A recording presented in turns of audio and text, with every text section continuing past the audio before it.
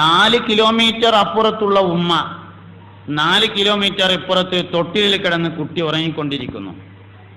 ഉറങ്ങുന്ന സമയത്ത് തൊട്ടിലിൽ കിടക്കുന്ന കുട്ടി മെല്ലെ ഞെട്ടി ഉണർന്ന് ആ കുട്ടി കരയുമ്പോൾ മുലപ്പാലിന് വേണ്ടിയാണ് കുട്ടി കരയുന്നതെങ്കിൽ 4 കിലോമീറ്റർ അപ്പുറത്തുള്ള ഉമ്മാന്റെ മുലയിലേക്ക് പാലിറങ്ങി വരുന്നതാണ്. എന്തേ കാരണം? കുട്ടി അള്ളാഹുവിനെയാണ് തവക്കുലാക്കിയത് എന്നതാണ് കാരണം. ഞമ്മക്ക് ആവശ്യ നേരത്തെ ഭക്ഷണം കിട്ടണില്ല. എന്തേ കാരണം? നമ്മൾ നാട്ടുകാരാണ് ഏൽപ്പിച്ചിട്ടുള്ളത്, അതാണ് കാരണം. ഒരു കുട്ടിയുടെ ഖൽബ് അള്ളാഹുവുമായി ബന്ധപ്പെട്ട് മാത്രമാണ് നിൽക്കുക എന്ന് ബഹുമാനപ്പെട്ട ഗൗസുൽ ആദം സുൽത്താൻ മുഹിയുദ്ദീൻ അബ്ദുൽ ഖാദിർ ജീലാനി ഖദ്ദസല്ലാഹു സിർറഹുൽ അസീസ് മഹാനവർകൾ രേഖപ്പെടുത്തിയിട്ടുണ്ട്. ഒരു കുട്ടി 4 മാസം തൗഹീദിന് വേണ്ടി മാത്രമാണ് കരയുക എന്ന് പുണ്യനബി സല്ലല്ലാഹു അലൈഹി വസല്ലമ തങ്ങൾ പറഞ്ഞതായി ബഹുമാനപ്പെട്ട തഅവ ഉസ്താദ് തന്റെ അൽ മവാഹിബുൽ ജലിയയിൽ പറക്കാതെ നീന്തുന്ന പഠിക്കാതെ നീന്തുന്ന ജീവികൾ എന്ന് പറഞ്ഞ അധ്യായത്തിൽ രേഖപ്പെടുത്തിയിട്ടുണ്ട്.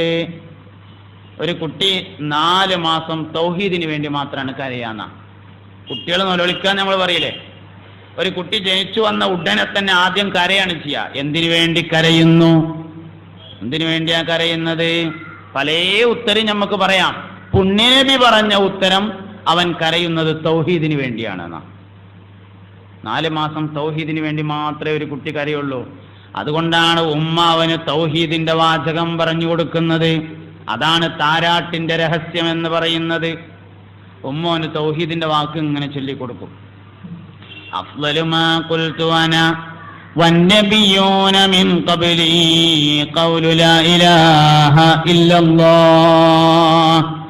ഞാനും എൻ്റെ മുൻകഴിഞ്ഞ അമ്പിയാക്കളും പറഞ്ഞതിൽ വെച്ച് ഏറ്റവും പ്രധാനപ്പെട്ട വാചകം ലാ ഇലാഹ ഇല്ലല്ലാഹ്.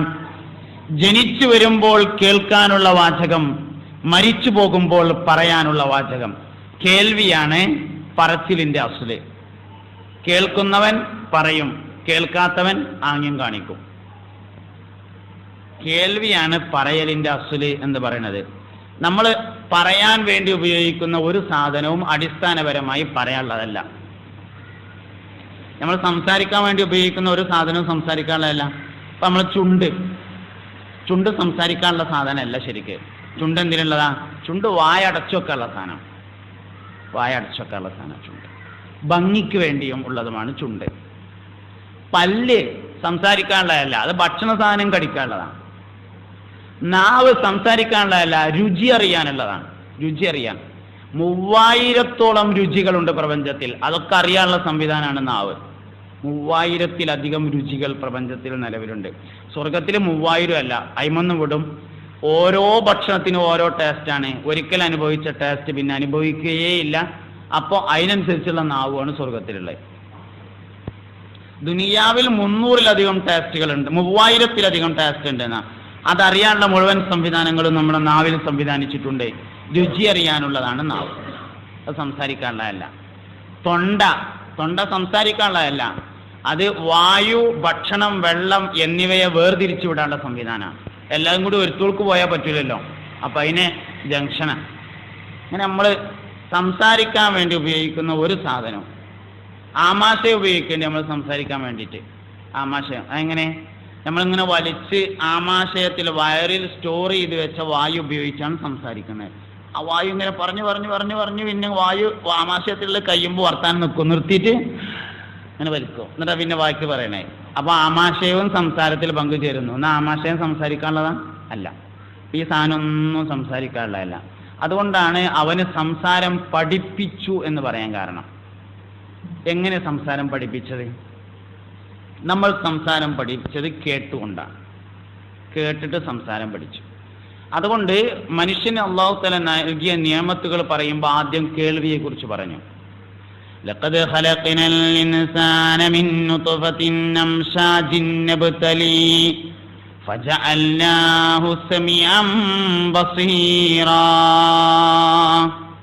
തീർച്ചയായും മനുഷ്യനെ നാം സൃഷ്ടിച്ചിരിക്കുന്നു മിൻ നുത്ഫത്തിൻ അംശാജിൻ, കലർത്തപ്പെട്ട ഇന്ദ്രിയത്തിൽ നിന്ന്, നബ്തലീഹി, നാം അവനെ പരീക്ഷിക്കാൻ വേണ്ടി ഫജഅൽനാഹു അങ്ങനെ നാം അവനെ ആക്കി സമീഅൻ കേൾവിയുള്ളവനാക്കി ബസീറൻ കാഴ്ചയുള്ളവനും ആക്കി. കേൾവിയുള്ളവനും കാഴ്ചയുള്ളവനാക്കി. അപ്പൊ ആദ്യം കേൾവിയാണ്, രണ്ടാമത് കാഴ്ചയാണ്. ഏത് മനുഷ്യനും ആദ്യം കേൾവിയാണ്, രണ്ടാമത് കാഴ്ചയാണ്. നമ്മൾ ദുനിയാവിലേക്ക് വരുന്ന സമയത്ത് കാണാതെയും കേൾക്കാതെയുമാണ് വരുന്നത്. ചെവി അടച്ചു വെച്ചുകൊണ്ടാണ് വരുന്നത്, കണ്ണടച്ചിട്ടാണ് വരുന്നത്. എല്ലാ ജീവികളും അങ്ങനെ തന്നെയാണ്. ചെവി തുറക്കുന്നത് ആദ്യം കേൾക്കുന്ന ശബ്ദത്തിന്റെ അടിസ്ഥാനത്തിലാണ്. കണ്ണ് കുറെ കഴിഞ്ഞേ തുറക്കുള്ളൂ. ചെറിയ കുട്ടികളെ നിങ്ങൾ നോക്കിയാൽ അറിയാം, അവര് നമ്മളെ നോക്കൂലല്ലോ. അവര് നമ്മളെ നോക്കൂല. അവര് ഒന്നുകിൽ വെള്ള നിറം കണ്ടാൽ നോക്കും, ലൈറ്റ് കണ്ടാൽ നോക്കും. അത് മലക്കുകളുടെ ലോകവുമായി അവർക്കുള്ള ബന്ധത്തെ സൂചിപ്പിക്കുന്നതാണ്. ദുന്യാവിലേക്ക് നോക്കുന്നില്ല. പിന്നെ കുറേ കഴിഞ്ഞ് ദിവസങ്ങളോളം കഴിഞ്ഞാണ് ഉമ്മാനെ നോക്കുക ആദ്യമായിട്ട്, പിന്നെ ഉപ്പാനെ നോക്കുക. അങ്ങനെ നോക്കി നോക്കി മെല്ലെ മെല്ലെ നോക്കി തുടങ്ങും. അതിൻ്റെ മുമ്പ് കേൾവി ആരംഭിക്കും. അപ്പോൾ ദുനിയാവിൽ ആദ്യം ആരംഭിക്കുന്നത് കേൾവിയാണ്. അതുകൊണ്ട് കേൾവിയെ ആദ്യം പറഞ്ഞു. മാത്രമല്ല ഇൽമിന്റെ ഒന്നാമത്തെ വഴിയും കേൾവിയാണ്. ഇൽമിന്റെ ഒന്നാമത്തെ വഴി കേൾവിയാണ്. ഇപ്പൊ ഈ ചുമരിന്റെ അപ്പുറത്തുനിന്ന് ഒരാൾ എന്തെങ്കിലും ഒരു കാര്യം പറഞ്ഞാൽ നമുക്ക് കേൾക്കാം, പക്ഷെ കാണാൻ പറ്റൂല. കണ്ടിട്ടും ഒരാൾ വിശ്വസിച്ചില്ലെങ്കിൽ അവനാണ് ഏറ്റവും വലിയ അക്രമിയും. അതുകൊണ്ട് അള്ളാഹു റബ്ബുൽ ഇസ്സത്ത് നമ്മുടെ ശരീരത്തിൽ വെച്ചിട്ടുള്ള ഒന്നാമത്തെ പരീക്ഷണാവയവം ചോദ്യപേപ്പർ. അള്ളാഹു നമ്മുടെ ശരീരത്തിൽ 2 ചോദ്യപേപ്പർ വെച്ചിട്ടാണ് ഇങ്ങോട്ട് അയച്ചത്. ലഖദ് ഖലഖനൽ ഇൻസാന മിൻ നുത്ഫത്തിൻ അംശാജിൻ നബ്തലീഹി.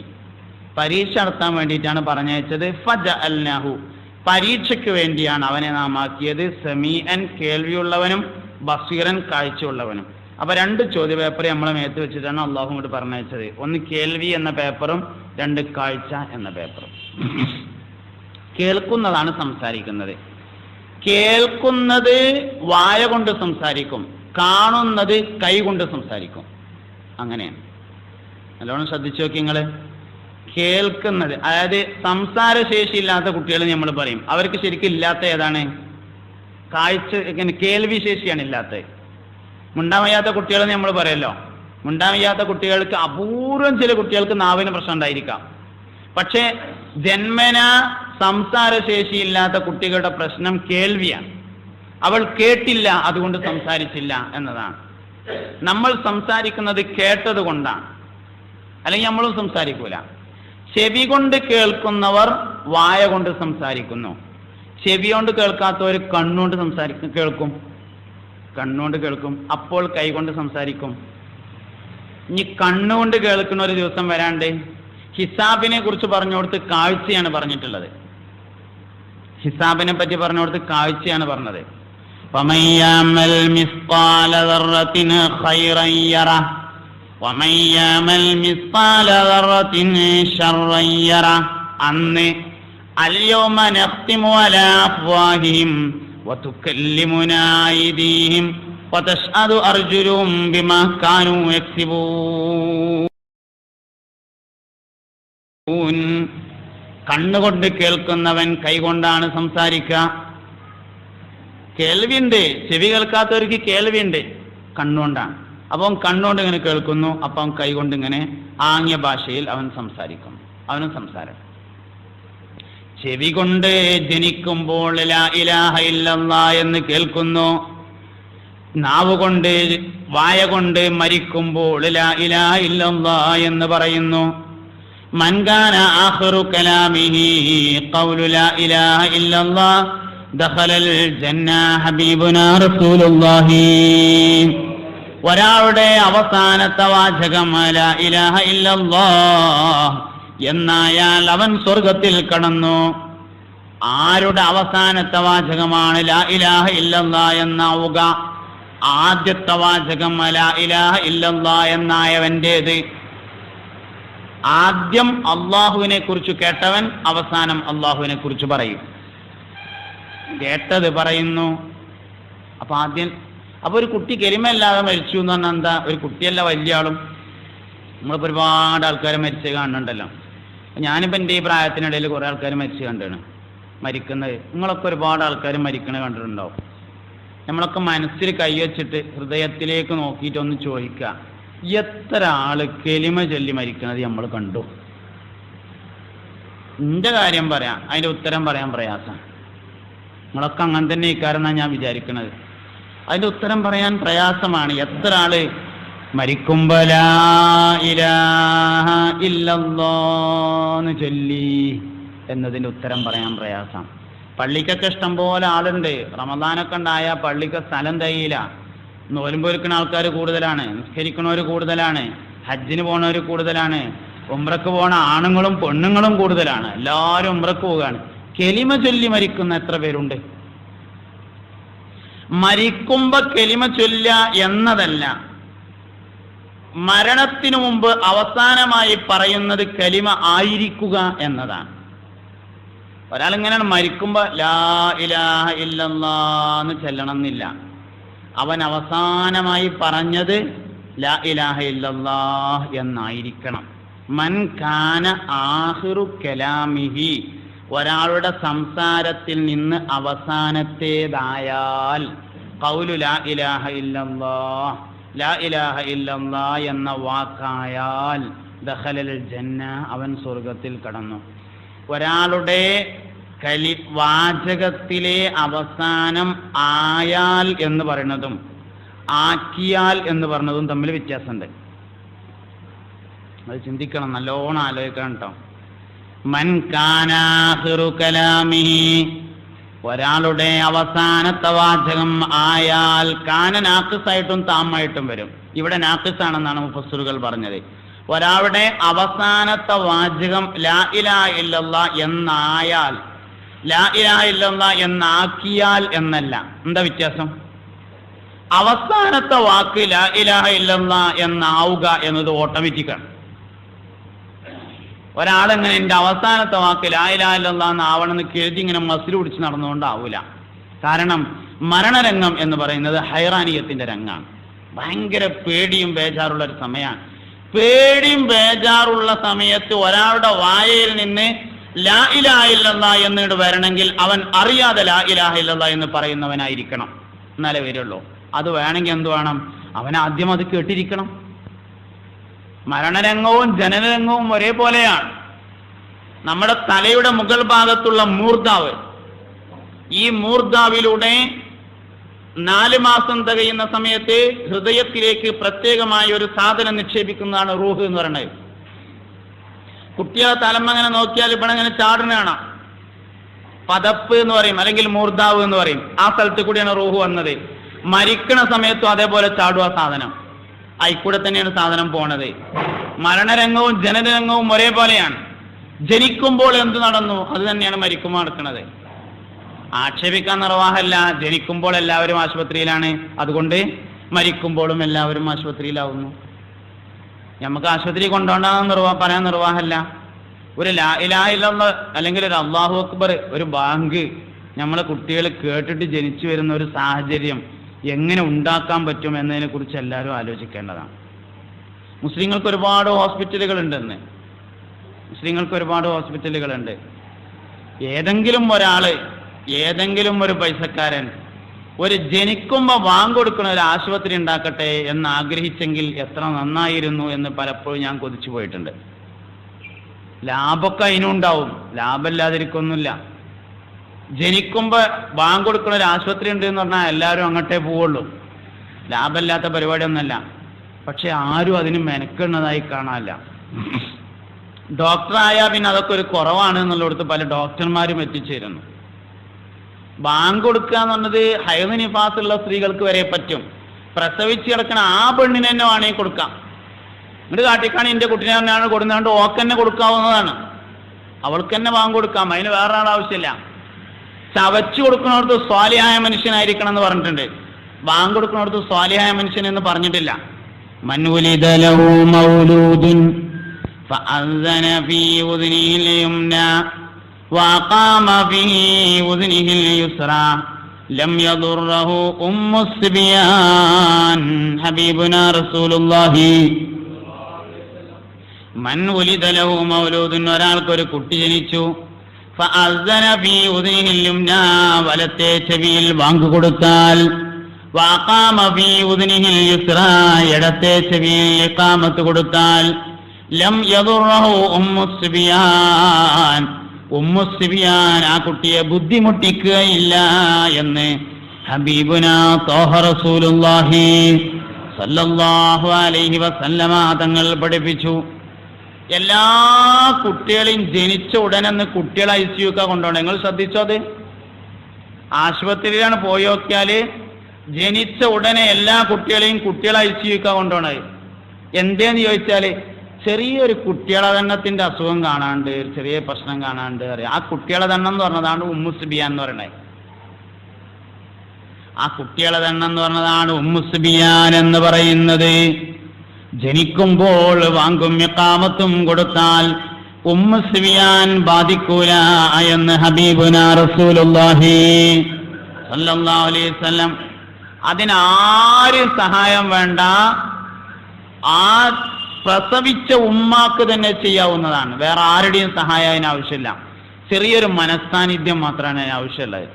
സംഗതി വേദന ഉണ്ടാവും, പ്രയാസമാവും, ബേജാറാവും, ഒക്കെയാണ്.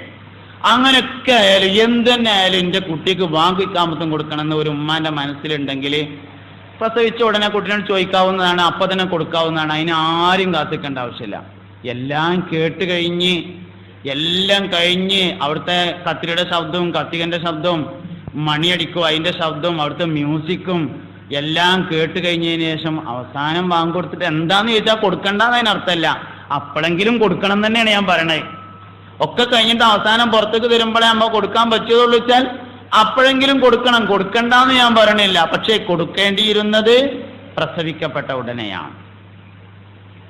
പ്രസവിക്കപ്പെട്ട അപ്പൊ ആദ്യം ലാ ഇലാഹ ഇല്ലല്ലാഹ് കേട്ടുകൊണ്ടുവരുന്നു, അവസാനം ലാ ഇലാഹ ഇല്ലല്ലാഹ് പറഞ്ഞുകൊണ്ടു പോകുന്നു. കേൾക്കുന്നു, പറയുന്നു, കാണുന്നു, ആംഗ്യം കാണിക്കുന്നു. ഇങ്ങനെയാണ് മനുഷ്യന്റെ സിസ്റ്റം ഉള്ളത്. അപ്പൊ ആ സിസ്റ്റത്തിനനുസരിച്ച് തന്നെ പോവാം. ഒരു ഉമ്മ കുട്ടിക്ക് നൽകുന്ന ഏറ്റവും വലിയ നിഅമത്ത് മുല കൊടുക്കലാണ്. ഏറ്റവും വലിയ നിഅമത്ത് മുല കൊടുക്കലാണ്. ബഹുമാനപ്പെട്ട ഇമാം ഷാഫി റളിയല്ലാഹു അൻഹുവിന്റെ അധ്യാപനം, എന്റെ ഉമ്മ എനിക്ക് ശുദ്ധിയില്ലാതെ മുല തന്നില്ല.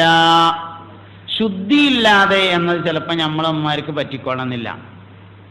കാരണം നിഫാസുള്ള സമയത്ത് ശുദ്ധിയാവാൻ കഴിയില്ല. പക്ഷേ വൃത്തിയാവാമല്ലോ. വൃത്തിയാവാനൊരു കുഴപ്പമില്ലല്ലോ. യാതൊരു കാരണവശാലും വിയർപ്പോടുകൂടെയോ അല്ലെങ്കിൽ ക്ഷീണിച്ച സമയത്തോ കുട്ടികൾക്ക് ഉമ്മമാർ മുല കൊടുക്കാൻ പാടില്ല. ഉറങ്ങുന്ന സമയത്തൊരിക്കലും മുല കൊടുക്കരുതേ.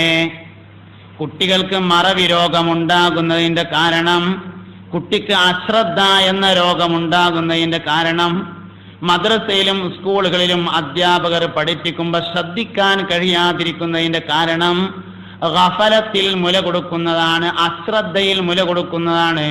ഒരു ഉമ്മായുടെ ഏറ്റവും വലിയ അശ്രദ്ധ എന്ന് പറയുന്നത് ഉറക്കമാണ്. അതുകൊണ്ട് യാതൊരു കാരണവശാലും ഉമ്മ ഉറങ്ങിക്കൊണ്ട് കുട്ടിക്ക് മുല കൊടുക്കാൻ പാടില്ല. ഗഫലത്ത് കുട്ടിയിലേക്ക് പകരും. മുലടുക്ക ഉറങ്ങാന്ന് പറഞ്ഞാൽ ഗഫലത്താണ്, അശ്രദ്ധയാണ്. ആ അശ്രദ്ധയിൽ കുട്ടി നിലവിളിക്കാതിരിക്കാൻ വേണ്ടി മുലക്കണ്ണ് കുട്ടിയുടെ തൊള്ളയിൽ വെച്ചു കൊടുത്തുകൊണ്ട് ഉമ്മ ഇങ്ങനെ ഉറങ്ങും. എത്ര സമയം കുടിക്കുന്നു അത്രയും സമയം ഉമ്മയിൽ നിന്ന് അശ്രദ്ധയാണ് കുട്ടി വാങ്ങിക്കൊണ്ടിരിക്കുന്നത്. ആ കുട്ടി പിന്നെ ക്ലാസ്സിൽ വന്നിരുന്ന് ഉറങ്ങിയിട്ട് പിന്നെ അവനെ ആക്ഷേപിച്ചിട്ട് എന്താ കാര്യം? എത്ര വലിയ ക്ലാസ് ആണെങ്കിലും ഉറങ്ങും. അവന് ശ്രദ്ധിക്കാൻ കഴിയില്ല, കാരണം അവന് മുല കൊടുത്തത് ഗഫലത്തിലാണ്. ആരോ വർത്താനം പറയണ്ടോ? വർത്താനം പറയണത് കുട്ടികളാണെങ്കിൽ കുഴപ്പമില്ല, വലിയോരാണെങ്കിൽ അവിടെ ഇരുന്നോളി പോണ്ട. വലിയോരാണെങ്കിൽ പ്രശ്നമാണ്. പോയി നോക്കിയിട്ട് ആരാന്ന് കണ്ടാൽ പിന്നെ നമ്മൾ പ്രശ്നമല്ലേ, അതുകൊണ്ട് പറഞ്ഞാൽ മതി. വർത്താനം പറഞ്ഞത് കുട്ടികൾക്കാണെങ്കിൽ അഫുണ്ട്. കാരണം കുട്ടികൾക്ക് അങ്ങനെ സ്വാതന്ത്ര്യം അള്ളാഹു തആല കൊടുത്തിട്ടുണ്ട്. പിന്നെ നമ്മളെ ഈ വെറുതെ മുടക്കണ്ടല്ലോ, കുട്ടികൾ പറഞ്ഞോട്ടെ. പക്ഷെ വലിയോരാണ് പറഞ്ഞതെങ്കിൽ ഓലപ്പം എന്താ വേണ്ടതെന്നാ, ഒന്നും ചെയ്യാൻ നിർവാഹമില്ല, അന്യ നാട്ടിൽ നിന്ന് വന്നതല്ലേ. ഞാൻ ഇവിടുത്തേരനാണെങ്കിൽ എന്തേലുമൊക്കെ കല്യാണത്തിന് വരൂല എന്നേലും പറഞ്ഞു നോക്കായിരുന്നു. ഇതിപ്പോൾ അതും പറയാൻ നിർവാഹമില്ല. അതുകൊണ്ട് വലിയൊരു വർത്താനം പറയരുത്. കുട്ടികൾ പറഞ്ഞാൽ യാതൊരു കുഴപ്പമില്ല. കുട്ടികളിപ്പോൾ നമ്മൾ മദ്രസയിൽ ക്ലാസ് എടുക്കുന്ന ആൾക്കാരല്ലേ. മദ്രസയിൽ ഇപ്പോൾ 1000 കുട്ടികളുണ്ടെങ്കിൽ 500 വർത്താനം പറയുക, അതിൻ്റെ ഇടയിൽ ക്ലാസ് എടുക്കും, ഒരു കുഴപ്പമില്ല. വലിയൊരു പറഞ്ഞത് അങ്ങനെയല്ല. ഇവിടെ വർത്താനം പറയാം, നമ്മൾ ഇപ്പോൾ ക്ലാസ് എടുക്കുന്നത് വലിയവരോടാണ്. അതുകൊണ്ട് വലിയൊരു കൊണ്ടുവരുത്. നിർത്തിയല്ലോ അല്ലേ? നിർത്തിയല്ലോ. അതുകൊണ്ടൊരു യാനബിയല്ല, യാ നബി സലാം അലൈക്കും യാ റസൂൽ സലാം അലൈക്കും യാ ഹബീബ് സലാം അലൈക്കും സലവാത്തുല്ലാഹ് അലൈക്കും.